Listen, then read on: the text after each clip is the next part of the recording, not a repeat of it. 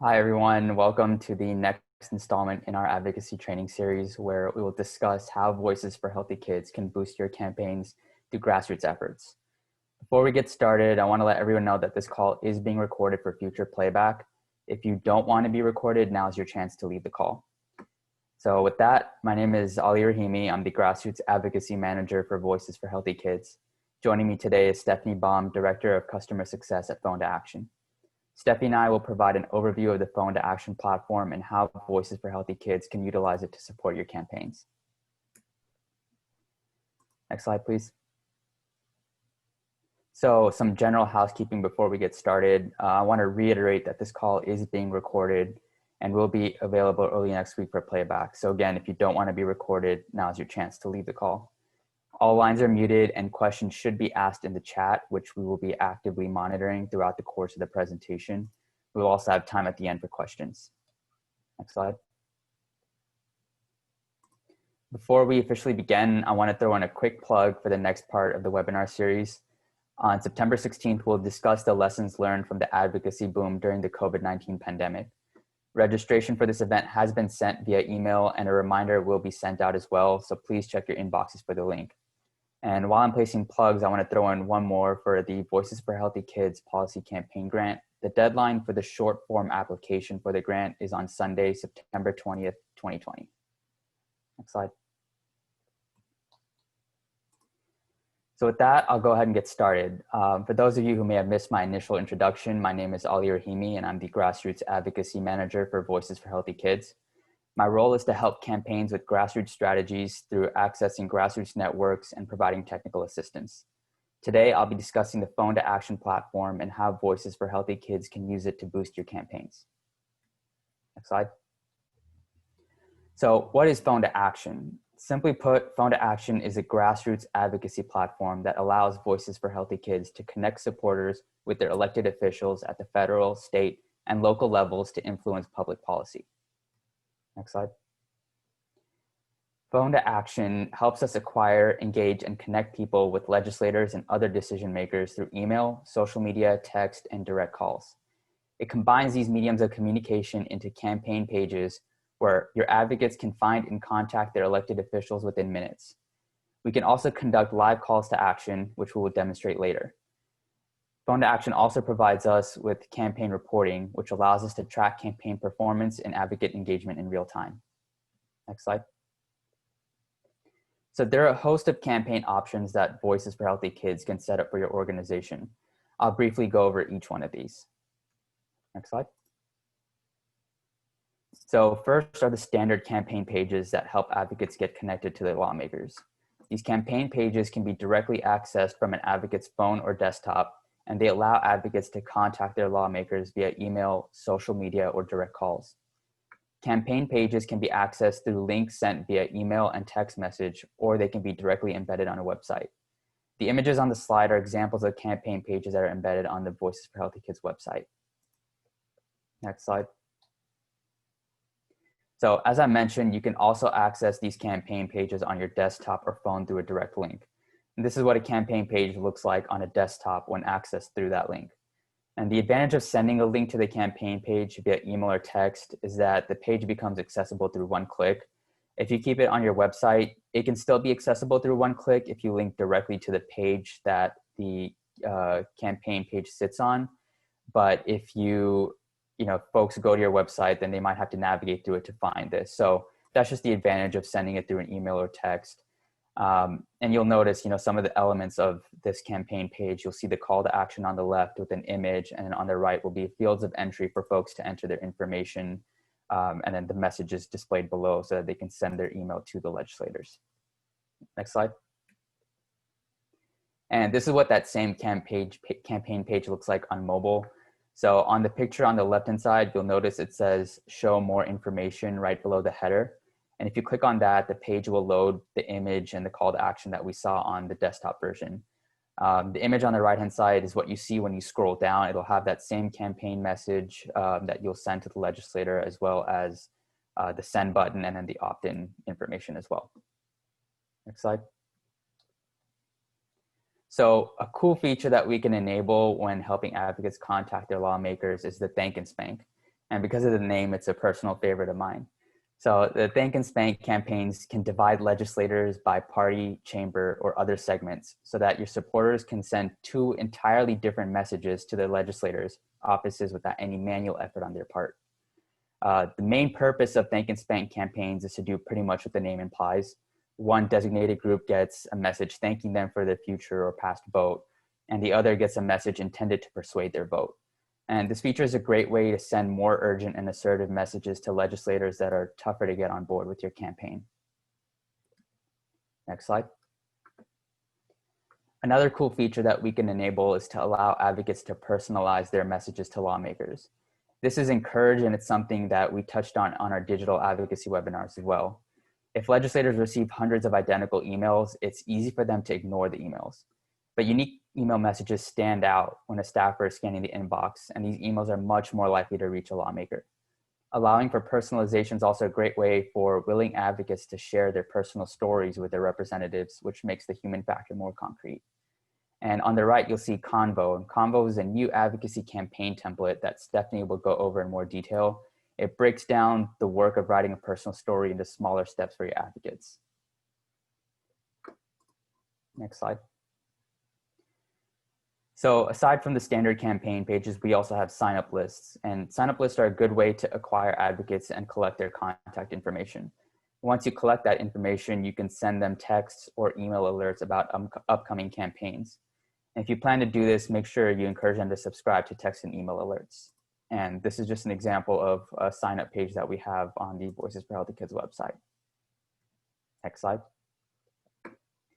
Petitions allow your advocates to publicly show their support for a cause. A petition page can display the names of advocates who've signed your petition, as well as the total number of people who've signed. Next slide. And the Find My Legislator lookup tool allows advocates to look up the elected officials that represent them at the federal, state, and local level. This type of campaign also gives you the option to display state, congressional, and presidential candidates. Helping advocates find this information empowers them to reach out to their representatives and advocate for your cause. Next slide. So through Phone2Action's platform, Voices for Healthy Kids can help campaigns send mass text messages to our network. We can segment these text recipients by specific campaigns, legislators contacted, custom date range, zip code, county, legislative district, advocate actions taken, and a variety of other data points. Text messages can be a great way to engage your advocates in more campaigns, and text can also include images and GIFs to support the message. Now I'll turn it over to Stephanie, who will show us some live campaign examples and walk us through the campaign building process. Thanks, Ali. Again, for those that joined a little bit later, my name is Stephanie, and I am the Customer Success Manager at Phone2Action. I've also had the privilege of getting to support Voices for Healthy Kids and You're the Cure for almost 4 years now. So it's fun to see many familiar names here on the screen today. I'm going to walk through some live campaign examples. It's always, I think, helpful to see these in action to spark some ideas for upcoming campaigns that you might be running. Again, feel free to jump any questions into the chat. We can answer them as we go along, answer some at the end. And I'm going to share my screen and kind of get us started. All right. So many of the examples I'm going to share are from You're the Cure, but these campaign pages can be customized, the design, look and feel. After we walk through some of these live campaign examples, we're actually going to jump into the Phone2Action platform and show you really how the magic works and the 5 steps to create some of these campaigns. So as Ollie mentioned, here on the left-hand side is the information that really educates your advocates on your ask. I do recommend an image and then a paragraph or 2 that really clarifies what the ask is. I'm going to walk through this campaign because it's set up to allow the advocate to both send an email or a Twitter message to their lawmakers. I'm going to put in my phone number, my email address, and then I'm able to see the recipients for my message, so my representative and 2 federal senators, and then again have the ability to customize this message as I might like. From here, I'll send my email. And the next step is encouraging the advocate to take the next action, which is tweeting their lawmakers. The 3 different forms of communication in Phone2Action are email the lawmaker, tweet the lawmaker, and patch through phone call to the lawmaker. We'll walk through all 3, and there's some use cases for when you might want to use a combination of any of these 3. If you feel like a Twitter message to particular lawmakers is really going to be the thing that stands out, you can run a campaign that's tweet only. This example is going to go ahead and pull in the Twitter handles of my lawmakers. And this is the pre-written tweet written by you in the voice of the advocate to their lawmakers. Again, this gives the flexibility for the advocate to customize the message, but it's really asking my Congress members to ensure that relief for charities is included as we fight COVID. Then in one click, I can post tweets, and then it gives me the opportunity to share on social media after I complete this tweet. So I'm actually going to go to my Twitter handle, and you'll see the tweets that I sent to my lawmakers. So this is the tweet to Representative Adams, Senator Burr, and Tom Tillis. They've included a great image here that I think that makes it really stand out on my timeline and also the lawmakers' timeline. And this is sharing with my followers. So in one action, I sent a tweet to 3 lawmakers, but then I also shared with my followers, I just took action, so should you. And so this is, again, sharing the campaign with those that follow me on Twitter. This is a great opportunity on the state, local, or federal level. So thinking about, city council members or state lawmakers, county commissioners. I'll share at the conclusion of this training where we have coverage on the local level, but it's a great opportunity for advocates to tweet even at their local lawmakers. The next campaign I'll highlight is one that allows the advocates to complete a phone call to their lawmakers. So I'm actually going to have my phone up and turn my ringer off for a moment so you can kind of see what the experience from the advocate is like. I'm going to put my phone number in here. So there's a little bit of a description of what the ask is here. So ask your senator to protect patients from surprise medical billing, a little bit more facts, and then the ask is to take a few minutes to call your senator to let them know that the time to stop surprise medical billings is now. I enter my information, I click Find Legislator, and then before the call is initiated, I get some instructions about what's about to happen. And this helps the advocates feel confident in completing a phone call. There's many advocates that maybe have never called an elected official before, and there might be some hesitation. So we get information that I'm going to receive a call. These are the talking points that's written by the organization. So tell the staffer your name, tell them to ask Congress to consider COVID relief measures when they take immediate action to protect patients from surprise billing. It's showing me who I'm going to be calling, so I have an idea before I even call. And then I get to the opportunity to click this button, Call Me. So I'm going to click that. And then you'll see here on my phone, I'm receiving a phone call. Thank you for calling your lawmakers to protect patients from surprise medical billing. Surprise billing impacts millions of Americans and is the last thing that patients should have to worry about during a global pandemic. Soon, we will connect you with your senator's office. Please tell the staffer that answers the phone your name and your contact information. And then tell them that as Congress considers COVID-19 relief measures, they should take immediate action to protect patients from surprise medical bills. After you've spoken to the first office, please stay on the line and we will connect you to your other senator's office. Thank you so much for your help. We are connecting you now. Please press star to be connected now. We'll now connect you to Richard Burr. After your call is done, press star and we'll connect you to your next official. So I'm going to hang up actually before I get patched through to Senator Burr's law office. But that's just going to connect me with his office. I'm going to have the opportunity to share my feedback.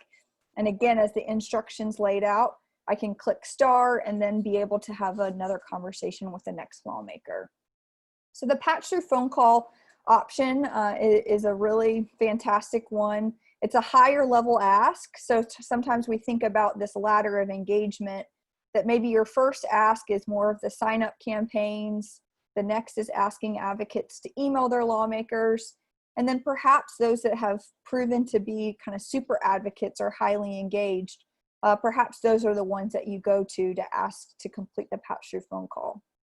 If there's enough level of urgency, I've seen many of our partners just send out a patch through phone call campaign without some of that build up that have been very successful. As Ollie mentioned, we also have more educational tools. So perhaps in a particular community, there's not necessarily a bill that's going up for vote, a real strong ask that you need your advocates to communicate with their lawmakers. But I love this campaign right after an election. So after a new set of lawmakers takes office, to provide this as a resource to your advocates to understand maybe what has changed in terms of who represents them. So this campaign was set up specifically for North Carolina. So you can set it up more nationally or for a particular community. I'm going to enter my information similarly to a traditional campaign and then click Find My Legislators. And from here, this particular campaign is set up to show federal, state, and local lawmakers. And again, you can set this up to only show local level if that's what you're more interested, or state, or you can use all three. So this shows me, you know, who is currently my current senators, my representative, governor, lieutenant governor, state senator, representative, and then the county commissioners in Mecklenburg County. I'm actually able to click on some of these individuals' names, and then there's a profile for this particular lawmaker. So it lets me see their term, their phone number, Twitter, even their most recent tweet is pulled up here.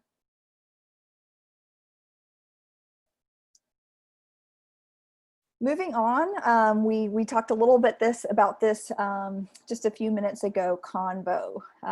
So I don't know about you, but getting advocate stories I think is more important now than ever. And a combination of receiving a story from an advocate while they're also sharing that story with a lawmaker can be a really powerful experience for the advocate to share their story, for the lawmaker to receive it, as well as you as the organization to be able to capture some of these stories. So this is again another You're the Cure campaign that was run on the federal level around Tobacco 21. So here you'll see the look and feel is a little bit different. There's a call to action and then some information about the particular campaign. So I click start, get started. This is going to walk me through almost a Mad Libs-like experience where I'm going to answer a couple of questions that get pulled into a letter that I can review before I send it to the lawmaker. It knows my time zone, so it says good afternoon. If I had taken action in the morning, it would say good morning or good evening. Before we get started, what is your name? And we did a lot of user testing on this particular template, especially for new advocates that maybe you're like, why do you need my address to take action? So we preemptively respond to some of those. This will help me connect you with the right legislators. I'm going to put my North Carolina address. And then what is your email? Don't worry, you'll get to see the email before we send it. An opportunity to opt in to receive emails. And on the federal level, most lawmakers require a phone number to submit messages to them. So this particular campaign requires phone number. And then this campaign has a couple different questions, and some of the best practices I've seen with Convo is about 2 to 3 questions. This first question is, which tobacco fact is most compelling to you?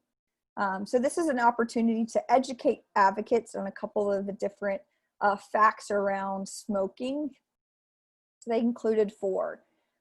For me, I would say that 1 in 5 school-age students try e-cigarettes is the one that's the most compelling to me. So I'm learning these facts while I'm also getting to select which one is most compelling.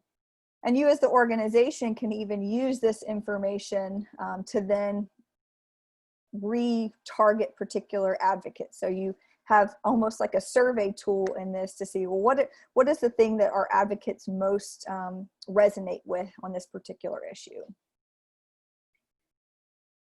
The next question is more of an identifier. So what describes you best, or how do you identify? So I'm gonna click a constituent who is concerned about teen tobacco use. But this is also really rich information for you as the organization to gain as well. So advocates are taking action, they're emailing their lawmaker, but they're also providing more information about who they are. So maybe you wanna follow up with healthcare workers in a little bit different way than you follow up with parents. And you have the ability to do that now that you've gained this information from your advocates as they've taken action. And then this next step is to tell us your personal story. You can make this required or optional, but there was a lot of questions about when we first launched this campaign, is requiring a personal story going to decrease conversion rates? And what we found is no, that oftentimes when there's a topic like this, that many people have a personal way that tobacco has impacted them, their families, and are eager to share. And they're not just given a blank form to write from scratch to their lawmakers. So I'm going to share that I mentor many youth in DC, and most think that e-cigarettes are safer than traditional tobacco. Then I'll click next. And I get this note that, hey, here's your letter. You can still make more edits before you send. But as a constituent who is concerned about teen tobacco use, so that was the answer to the second question, it gets pulled in. With 1 in 5 students trying e-cigarettes, that was the answer to question number 1 that gets pulled in. And then here is my personalized story.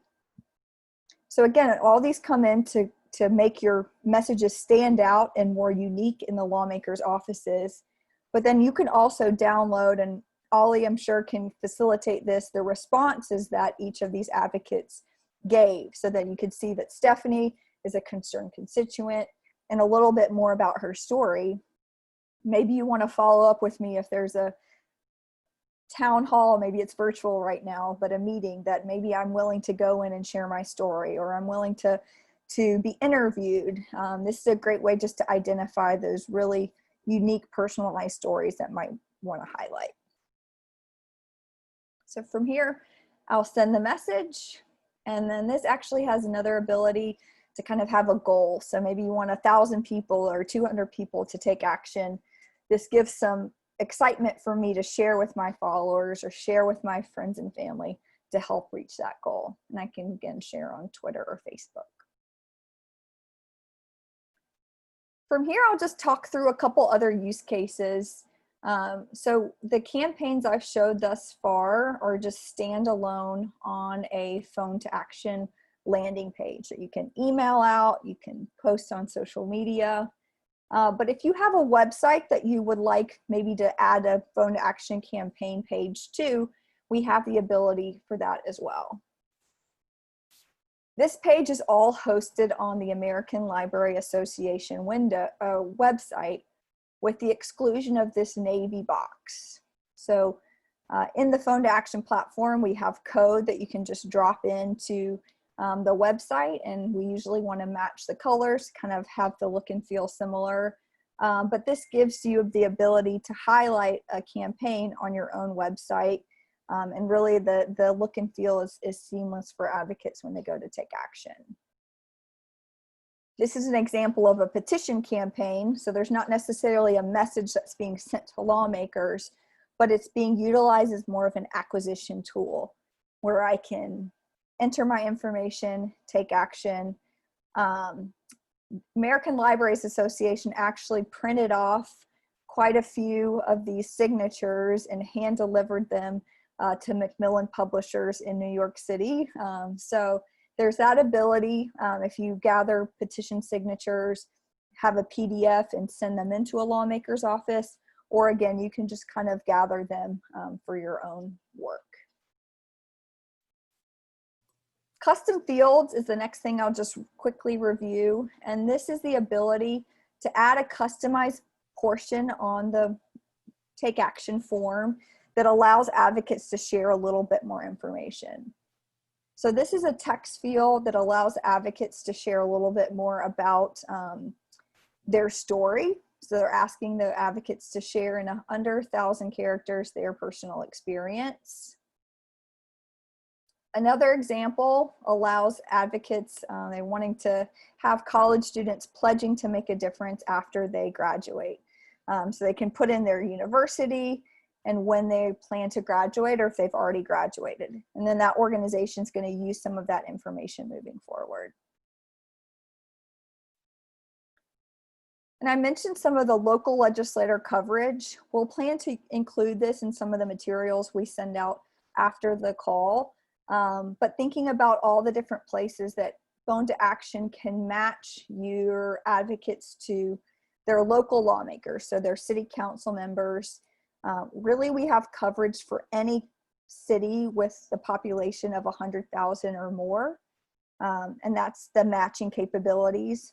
And for any communities that are smaller than that, we set up what's called a special delivery group, so that if Stephanie lives in Shelby, North Carolina, that's a small town, I can actually message all the city council members in my community if there's not the matching capabilities.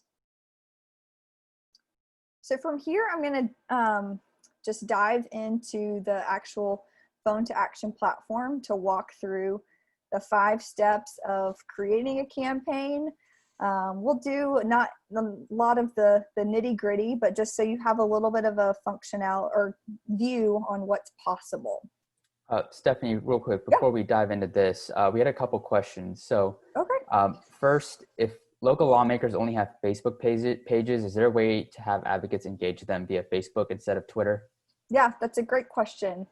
So we historically have had that functionality, and with the way that Facebook has made adjustments, they no longer allow third parties to post to Facebook walls or messages. So today, Twitter is the primary social media when you're talking about advocates to lawmakers. You can encourage your advocates to share on Facebook, but like a Facebook post to a lawmaker has been squashed by Facebook for the time being, unfortunately. Thanks, Stephanie. One other question, backtracking to Combo. Yeah. Instead of using Combo to target lawmakers, can you use it to just collect stories? Absolutely. So typically our partners have almost set themselves up at as the target. So you can add your email address, or you can have just kind of a, you can leave that portion blank. Advocates can share their stories. You can download a CSV of all those stories or an Excel spreadsheet, or you can have them emailed to you as people take action. Thanks. Mm-hmm. Great questions. And those are questions that we have often received. So we can feel free to send any additional ones through as we walk through a little bit of the back end of Phone2Action. So again, through Phone2Action, we're going to walk through the 5 steps to create a Contact Your Legislator campaign. And Ollie mentioned the petition, sign up, find your legislator being other types of campaigns, but I'm going to focus today on a campaign that would allow advocates to contact their lawmakers. And this is a duplicated version of a live campaign for active transportation. And so you see here the live call to act, or the call to action. And we really encourage, something very clear that has a little bit of a sense of urgency. to really capture advocates' minds. As you see, there's more and more advocacy campaigns around social media. So what is the call to action that's really going to stand out and help your advocates understand the level of urgency? An image is really helpful to be able to capture attention as well. And then this is great. There's, just a couple, two to three paragraphs that really highlight what the ask is with this portion bolded. And Ollie mentioned being able to collapse this information when you access on mobile. So you're really highlighting those take action fields, but anyone who's interested in learning a little bit more can dive in. Can share an emoji after you take action. And in step 2, that's where you can enable either the email to the lawmaker, Twitter to the lawmaker, or call to the lawmaker. And this portion is in the voice of your advocates to their lawmakers. And one thing to note is if you want to do something that's a little bit more like a carousel of messages to get some variety into your lawmakers' offices, you can create multiple different versions of the message. The advocates will randomly be assigned one of the different versions of the message that you write. And that just gives a little bit more variety when the messages are being sent. You can also send one message to people that are sponsors, another that are non-sponsors. Perhaps you want to send one message to the mayor and another message to the city council member. You can create the multiple different messages, and then in the step 4, we'll assign which lawmaker should receive which messages. Deferred delivery mode is a great option if you are going to have messages that come in kind of over weeks, and then maybe the day before a bill goes up for vote, you want to release those messages so it's really fresh in the lawmaker's mind. We have the ability to hold some messages in a queue, and then you get to decide when you'd like to send them through. Similarly for Twitter, phone call, you have the opportunity to record that intro that we listen to that really preps advocates to feel confident to complete their phone call. And Stephanie, are all messages customizable so that the advocate can make their own? You can lock that down if for some reason there's a campaign that maybe has a lot of visibility that you're worried that maybe the opposition could use your campaign. But we definitely do encourage allowing that customization for the emails to lawmakers. Step 3 is the design step. So this is where you can select which fields are going to be required. Those custom fields, if there's an additional piece of information, I want to learn more about volunteering, or I'd like to share my story with the organization. It's also where that social share language is. So this is in the voice of the advocate to their lawmaker or to their advocates. I just took action, you should too. It's also the place that you can send a thank you email. So thinking about maybe what's the next step you'd like advocates to take after they complete this action. Maybe it's donating or checking out the Voices for Healthy Kids Action Center, or maybe it's completing a survey. Thinking about that ladder of engagement. These are the people that are engaged, they just took action. What's the next step you'd like them to take? You can include that in a thank you email. Couple other questions, Stephanie. So are tweets customizable as well? They are. So you can pre-fill that similarly to the email. So if you want to help your advocates get started, you can add that language, but then the advocate can always customize the tweet. This is where you can add like a GIF or an image to help those stand out a bit as well. And the other question is, what languages does the platform support? Yeah, I think today there's access to English and Spanish. If there's interest in other languages, we can connect and talk through next steps there.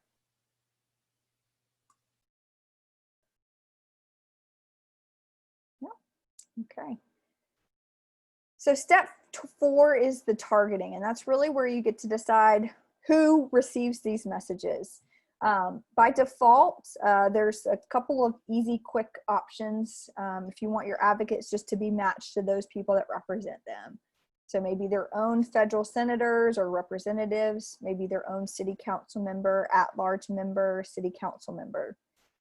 But if you have another vision of how you'd like your lawmakers to be targeted, we can typically accommodate that. So oftentimes what I see is perhaps there's a particular committee chair that, regardless of where you live in Illinois, you want advocates to be able to contact that particular state representative because they have a lot of pull in what gets maybe put on the particular agenda for that session. You can add a special delivery group, and you can allow everyone to contact them regardless of where they live. There's also the ability to contact non-legislator targets. So you think about maybe a school board president or the CEO of a company in your community. We would add them again as a special delivery group. And typically the lines there are anyone with a publicly available email. You can email. I was mentioning to Ollie a couple days ago, if I get my cousins, friends, sisters to give me the CEO of Coca-Cola's email address, we probably don't want to target that. But anything that's publicly available, we can add into the system and allow your advocates to deliver messages to them. And Stephanie, is there a maximum number of policymakers who could be contacted in one email? Yeah, great question. We recommend that each advocate contact no more than 15 lawmakers. So that's just to make sure that all the messages get delivered, they don't get marked as potential spam. So if you have a body of decision makers that's larger than 15, you can always work with Ali and myself, and we can think strategically about how we could maybe assign different groups of advocates to different groups of lawmakers. Oh, great questions. And then the finish step is really the place where we will finalize, generate links. Perhaps you're working with a coalition and you have 3 or 4 different groups that are maybe running a campaign. We can actually generate 4 different links so that you can all have your own links and you can be sharing. And then there's some tracking to see, you know, how many advocates came in through this particular link versus this one. So if that's ever something that would be beneficial, there is the capability to do that. Generating keywords is something that we're actually going to experience as the advocates, but there's the ability to create a keyword that allows advocates to text in and join a particular campaign. So we're going to actually look at this from a conversation keyword, but want everyone to understand the functionality of a traditional keyword as well. So maybe we think about, there's a big campaign happening in Texas. So I have Texas 1, 2, 3. You know, thank you for taking action. Click to contact your lawmaker. And this is going to highlight that campaign. It's going to send it back to the advocate, and then they have the ability to take action. But I know in a lot of workshops, there's rarely asked to take out your phone, but I'm going to ask if everyone can grab their cell phones and pull up a text message. And I'm going to do this as well. But the number we're going to want to text is 46839. And then the word is grassroots. And we'll just want to send that. And I'll give everyone a minute or two to get started there. So again, the number is 46839. And the word you're going to want to text is the word grassroots. And this is a little bit of the experience that you should see. This is our conversation keyword. It's going to ask you a couple questions. I'm going to reshare my screen here.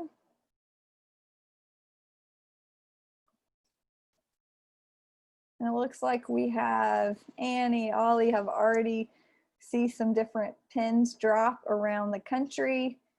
This particular live map had, oh, Washington, nice. Grace, Rebecca has the ability to show kind of a running tweet. So if you're ever doing even like a Facebook Live event and you're having people engage, maybe tweeting in real time, you can have this, it's going to kind of update in real time based on a Twitter handle or a hashtag. So we'll just wait another couple minutes, folks. Otto, thank you. Florida's on the map. We have a lot of green of blank space here in the Midwest. California, we may need a couple folks to join from there. So again, Grassroots, okay. California is on the map. Shannon, Alexa, Chelsea, great. And this can be a great way when you're doing something in person. I guess I don't really know when we're going to have that ability again in person, but we've seen a lot of partners utilize the live map and a live call to action virtually. So on a Zoom conference, even like this, when you're maybe training other members to have them text in, and then there's ability to follow up with some text messages. So we'll plan to send a text message follow up after the training, and you'll get to see kind of what that experience is like to receive a text message afterwards. But really, the advocate never has to leave their text message so they're just chatting back and forth, sharing their name, sharing their email, and then within 15 minutes, that is all in your system ready to go to then send an outbound email or a text message to those advocates. So thank you all for participating, texting in. I will pass it back to Ali from here. Thanks, Stephanie. So it was really great to see the back end of things and going over those 5 steps to creating a campaign. You all may be wondering, how do we get that set up? How do we get that process started? So I'm going to share my screen real quick if we can get away from the presentation. Thank you. So we actually do have a Phone2Action alert request form. It looks something like this, and we will be sending this to you following the presentation as well. But essentially what you would do is you would take this form, fill it out to the best of your ability, and send it back to me. And the form has all the details that you would need to create that campaign page. So you would let me know, do you want to run an email, patch through call, petition, text message, social media through Twitter, and then Facebook once that's enabled again. Do you want to have a text keyword, the campaign name, all of this information. You would also provide, the exact message that you want to send to your legislator, verbiage for text message, for sharing on social media, all those sorts of things. So this is the form for that. And again, we will be sending this out following the presentation. So if you do want to run a campaign, feel free to send this my way. So now we will open the floor up for questions.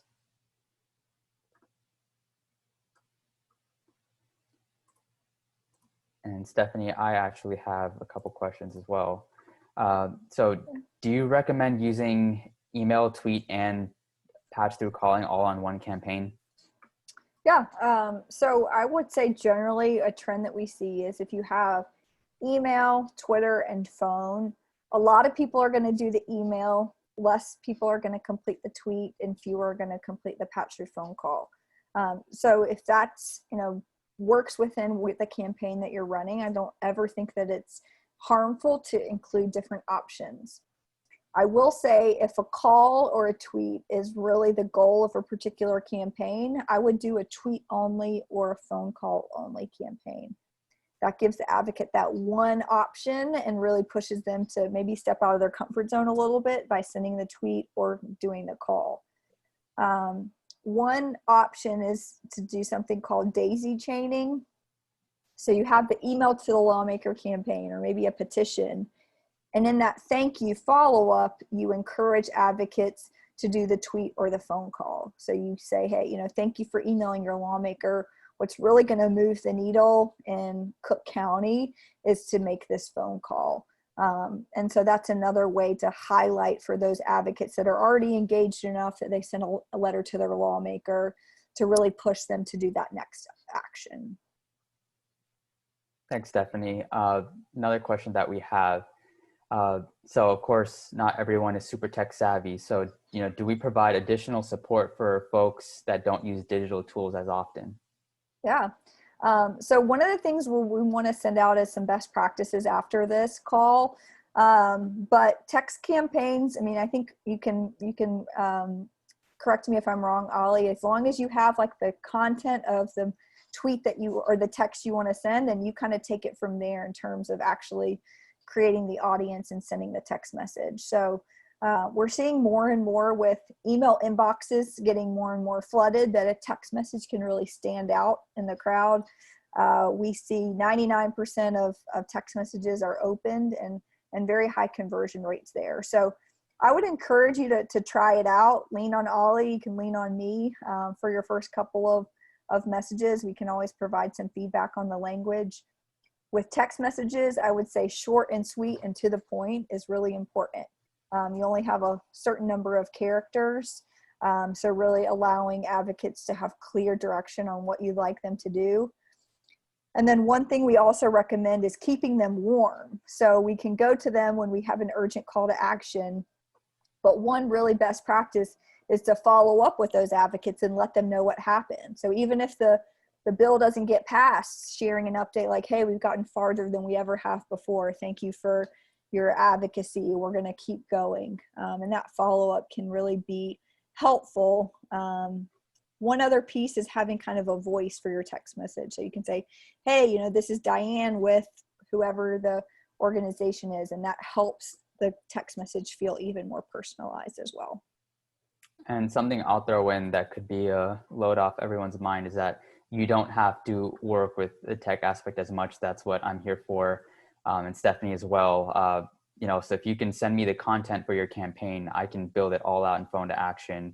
We can set up the text messaging. We can set up any images, thank you messages, all of that. So you would just have to provide, whatever content you want to share, and we'll do the bulk of the digital aspect. So Stephanie, if we kind of touched on this before, but if you run a petition campaign, how do you recommend delivering those signatures, especially, now that, meeting in person can be difficult as well? What are some other ways that we can deliver those signatures? It's a great question. So we even have some ability to fax. I know it's pretty old school, but there's some offices that still do faxes. And then we also have the ability to email PDFs to particular lawmakers. So whether it's, you want those people that live in that particular district to receive that list of petition signatures. Again, the hand delivery is probably going to be less common during this time, but fax and email. Or you can just run a legislator contact campaign if you'd prefer the individual advocate to communicate directly with the lawmaker. I would say most of our clients use the petition as more like acquisition, and then they have this subset of advocates that they know care about active transportation in this community, and then they go back to those people to ask them to contact their lawmaker. So you can think about it in either way. Awesome. Another question that we have is, when you're creating these campaigns, what kind of images do we want to use? Because when we, you see when you go to the first campaign page, the image is one of the first things that folks see.